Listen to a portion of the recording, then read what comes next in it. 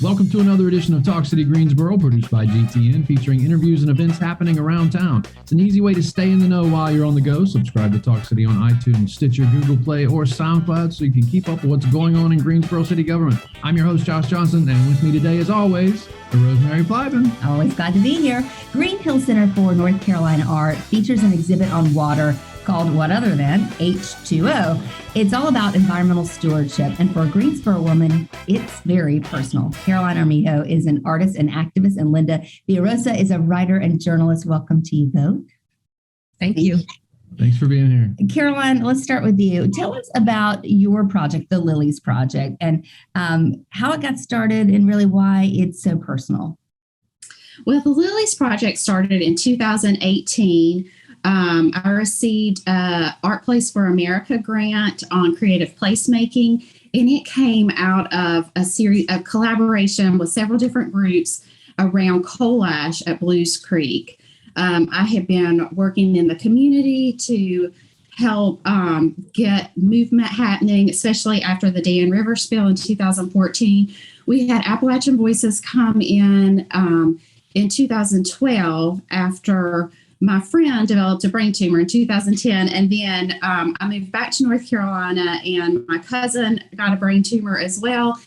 And so we started getting organized to see what we could do. When the Dan River spill happened, we had an avenue to push for the law to be changed around coal ash, and so a lot of movement started with that. And for about 2 or 3 years, we were doing a lot of press conferences and advocacy. And so then an ad came up to apply for a grant to use funding to help use art to address a problem in a public sector. For me, that was electricity. And so we won, and that led to a lot of programming and the opportunity to make art out of coal ash. And so I've been working with the professors at A&T, and as a result, I made 33 hexagon-shaped posts, and those are now on display at Greenhill. And we also did some installations in Walnut Cove. We have 2 labyrinths and a basketball court mural. And so this is one of the Greenhill exhibit's one of the big kind of capstone pieces as part of that. And so it includes some different art that talks about our advocacy. It includes a collection that talks about the community's experience with the coal ash raining down. It has several pieces, and then also some photographs with Will Warasilla, who embedded himself in the community and did a lot of beautiful contemporary photography there as well. And so let's break this down just a little bit further for people, Caroline. For those who don't understand, what is coal ash and what are your memories of really what it was? I mean, when you were a child, it was something very different than what you know it to be today, obviously. Correct. So coal ash is the byproduct of burning coal. And we have a Duke Energy power station at Blues Creek. It is Greensboro's power source. And so for decades, the ash would rain down over the community. And so that was my memories of it, not knowing what it was, but there was always sort of a fine layer of dust in the community on the cars. And so I would write on the neighbor's car, like wash me or help me. And we never really thought much about it. But as a child, I did have a lot of severe allergies that went away when I went to college. I thought it was just... I didn't realize why. And then people you knew were getting sick, and especially Danielle. Yeah, so a lot of people were getting sick. And in 2010, my friend Danielle Bailey Lash was diagnosed with a brain tumor. And I was just very disturbed by that. At the time, she was 35, and she didn't drink and she didn't smoke. And several other people were sick. And so that summer, I had 3 people very close to me die. And then as I started taking notes and talking to my mom, and she talked to one of her best friends, Amy Brown, who is Tracy Brown Edwards' mom, we just realized so many people were getting sick and dying really at a very rapid pace. Usually people, when they have cancer, it's like 1 in 50 live with it, but like based on just counting for my church, it was like 1 in 30 were dying from it. So it's very alarming. Linda, your book, Under the Skin, The Hidden Toll of Racism on American Lives and the Health of Our Nation. How did you come to know about the problems in Walnut Cove, and why did you want to write about them? Well, thank you for having me. Thank you. I was at a conference in 2019 it was Al Gore's Climate Reality Conference. And, most of the people involved with environmental issues are white. My book is about mostly the experience of African Americans and racial health disparities. So one of the panels had a Black woman on it. So I was really excited to go to that one because there were so few of us in the crowd. And it was Danielle Bailey Lash. And she was talking about, with such humility and beauty, about her brain cancer diagnosis. And she had a turban on her head. So clearly she had lost her hair from the chemo. And I was listening to her and I was struck by how much she was blaming herself for what had happened to her. And I'm thinking, we're at an environmental conference, a climate change conference. This is not her fault. And she talked about living near some place called Blues Lake and swimming in it as a child, eating fish out of it. Afterwards, I went to talk to her and I saw this other woman with her, and that was Caroline. And I'm thinking, who is this wonderful best friend who is like right next to her? So Caroline had come with her because Danielle was ill. And so they were together. I went to their hotel room and interviewed them, and I was really struck by their friendship and Caroline's real advocacy for her friend. And the thing, Caroline, that I remember is when you were first learning about coal ash, you knew so little about it that you had to Google it to find out like what it was. And so, this is a very dangerous byproduct. What I knew was that African Americans are much more likely, 75% more likely to live near a polluting source. So I decided to include Danielle's story in my book, but especially her friendship with Caroline, because I thought that was unique to have these two people, friends since childhood, and really learning about environmental advocacy together. And I know that it's new, but what has the response been so far? The response has been tremendous for the book. And my editor was really struck by chapter 5 is the one, it's about where you live matters. And it talks about the environment and social determinants of health, which explains how the effect of the environment, including the air, water, land, and other products of a community, how it contributes to health. I got a review in the New York Times Book Review, which is coming out the 19th while I'm on my tour, but I got an early peek, and it is it's a really good review where the reviewer really understood that there is something about being Black in America that matters to our health. So Caroline, seeing this kind of this movement grow. I mean, like she said, you had to Google it the first time, and your advocacy grow, and you grow, and your friendship with Danielle is it's living on. I mean, what is that like for you? I mean, to see this happen, and what is it like when you think about Danielle? Well, I find it very astonishing that. And it also, it makes me sort of feel emotional because I just really for Danielle was just a unique person in my life. I just loved her so much, and certainly I have lots of friends, but it was just a very unique, sort of heart to heart love that I can't really describe with anybody else. And so anyway, it's just been amazing. And I was writing and thinking about it this morning because I read this essay by Ann Patchett last night, how she cared for this woman in her home for through the beginning of COVID, who she really didn't know. And I certainly knew Danielle, but I didn't know the ins and outs, all of the details of her life, like my other friend did, just sort of all the everyday drama. And I think that it was more of just sort of this affection, that you would have, I kid with my mom that there's someone that from our church that she loves, like her favorite child, because he's never disappointed her. You know what I mean? Like when you have sort of that, I don't want to say it's superficial, but it's just sort of like doesn't get in the weeds of the daily stuff where you start to like maybe make judgments about them for these decisions. I don't know. It's just sort of a hard way to describe. And that's just sort of like how I've always felt about her. I just really wanted to be with her. And she's just very funny. And we just sort of had this unique bond from the very beginning. And so it took me, I was thinking that like during the process of the grant, I feel like I kind of got weighed down in like the responsibility of this massive grant. I'd never written a grant before. I had never done any of these things. And so there was just a lot to it. I kind of made promises to do a whole bunch of stuff that I probably could have narrowed it down significantly.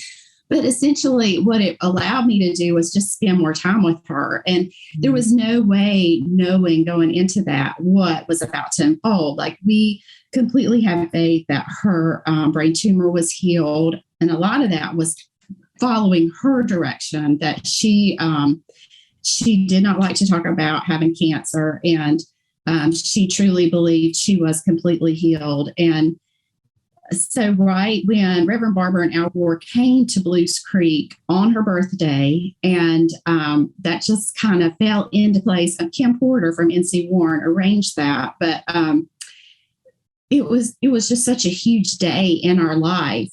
And then soon after that night, we had an event at Shiloh Church in Greensboro, and she got lost. And I was just really worried. It took about an hour and a half for her to get there. And she worked in Greensboro. And as you know, in Greensboro, it takes you 10 minutes to get anywhere. So I was very worried that it took her that long to arrive. But I think within a week, she learned that her brain tumor had returned. And so that was just really hard to face.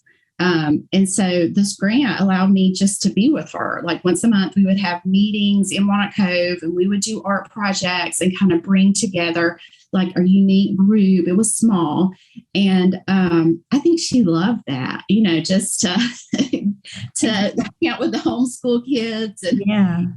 And so maybe it was a distraction, but when she passed away, she had, at her funeral, she is buried right in the middle of the walking tour that we are creating. I mean, just right on the edge. And I was like, just looked at one of our leaders and was like, we planned this for her the whole time, just not having any idea of the outcome. Well, but it sounds like, Caroline, I'm lucky enough to know that Caroline outside of work, and you love big in everything you do, and you don't go halfway, and you're all in, all heart. But, it gives me the sense that you're still getting to spend time with Danielle because of your advocacy. And that really is something special. Yeah, absolutely. Linda, I understand you're going to be in Greensboro.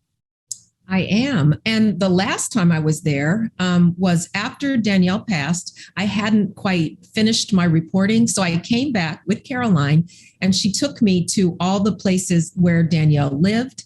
And I was surprised. It was so close to Blues Lake. I met her mother and went to her house. I went to her gravesite. Her headstone wasn't up yet because it was pretty early on. I went to see Caroline's art, which was so wonderful. I walked around the walking tour as if it was very early stages, but it was really incredible. And, the tribute that she did to her friend was really, really beautiful. So I will be there on June 16th. And I'm really excited for that event and to be with Caroline on stage so we can talk about this process and talk about her art, which is, I'm saying labor of love, but it's not really labor for her. It's just love. It's just love. You're so right. Mm-hmm. All right, Linda, what do you hope comes of this? What do you hope happens next after this book? Well, what I hope is that people really understand, like it really struck me with Danielle, how much she took responsibility to her illness and how much she wasn't listened to when she was trying to say, I think this, I'm being poisoned. There are other people who have these kinds of strange cancers. And people kept saying, well, maybe it's something you've eaten, or maybe it's your lifestyle, or maybe it's something you've done.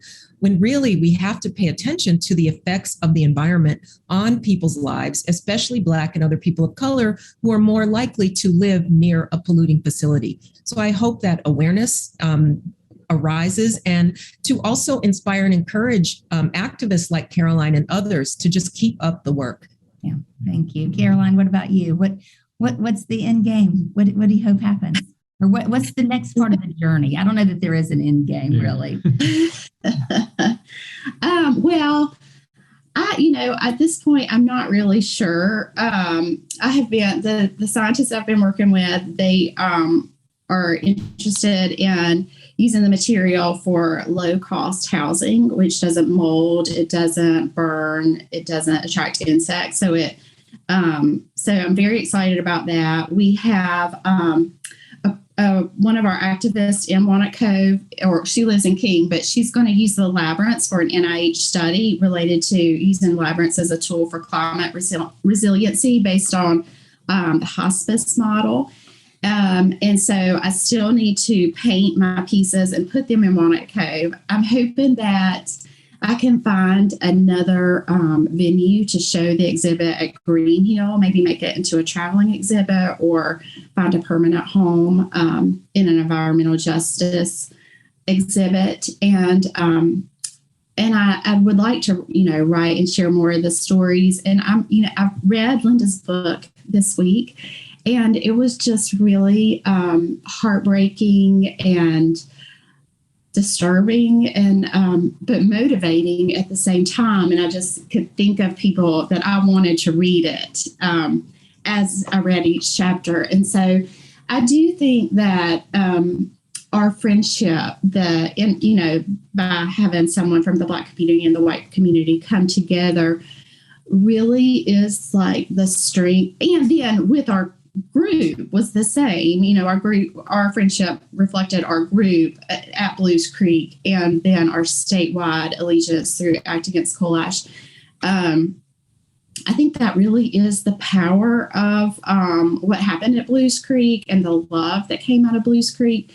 And Reverend Barber with the Poor People's Campaign is always very deliberate in how he sets up his press conferences. He brings people of all different identities on stage with him.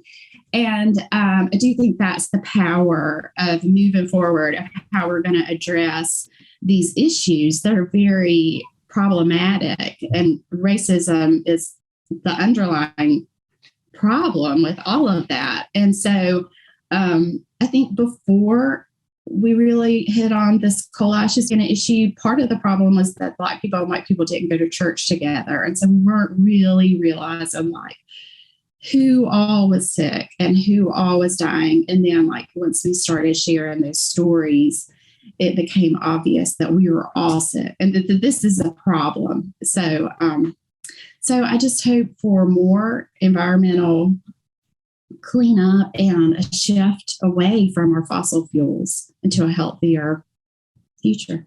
I hope for more people like Caroline and Linda. The love. I mean, that's what it makes a big difference. Caroline, how long is the exhibit up at Greenhill? Until June 25th. Okay. So it's been up. Yeah, it's been up for a while, but you still have a chance to see it. And I highly recommend it. Some beautiful art and some even more beautiful stories that go with that art. So I really encourage you to go and take some time to explore that. Greenhill Center for North Carolina until June 24th. Also, Linda Villarosa presenting her new book, Under the Skin, The Hidden Toll of Racism on American Lives and the Health of Our Nation. That is June 16th, Scupper Nog Books in downtown Greensboro. Pick up a copy when you're there, before you go, after you go. Great local bookstore that you want to pick up all of your good summer reading there. Yeah, absolutely. And can I add a plug? The closing is on the 25th. So please come to the closing. I think it's from 6 to 8 or maybe 5:30 today. So that'll be great. We'll check it out. Thank you. Thank you both. Yeah, thank you both for being here. Thank you. Stay tuned in weekly by subscribing to Talk City Greensboro on iTunes, Stitcher, and Google Play. And don't forget, you can download Talk City from SoundCloud. Thank you so much for listening to Talk City. If you like what you hear, please share it with your friends. You can find out a lot more about Greensboro happenings by watching GTN, your official source for news and information about the city of Greensboro. GTN is available on Spectrum Channel 13, AT&T UVerse Channel 99, and North State Channel 31. GTN also streams live on Roku and the city's website at greensboro-nc.gov.